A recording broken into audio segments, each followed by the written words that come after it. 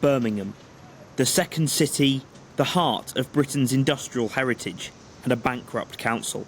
The bunting flies high above the high street, but an equal pay liability rising by £300 every minute is not something this city is celebrating.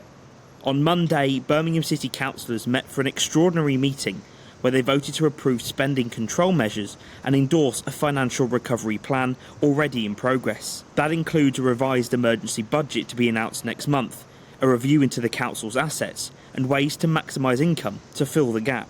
In the council chamber this week, leader of Birmingham City Council Jack Carson committed to protecting services across the city. The decisions now facing this council are not decisions that any one of us ever wanted to have to make.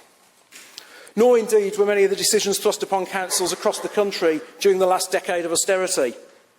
But just as we did when we were faced with cuts amounting to almost £1 billion, we will do absolutely everything in our power to minimise the impact on our citizens and protect the services that matter most to the communities of this city.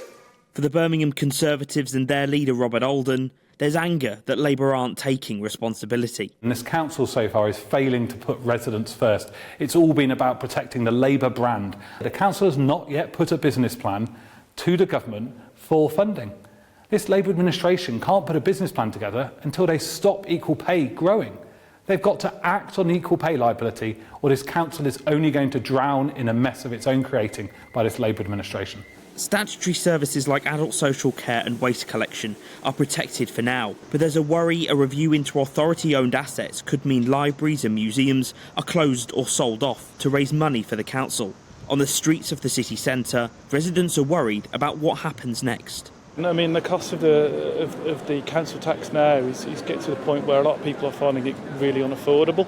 So it's a significant chunk of your outgoings, and yeah, certainly I would consider perhaps moving to a different city if it was to go up any more. Yeah, I am very worried about the city because I like the library, for instance. I mean, I'm always in the library.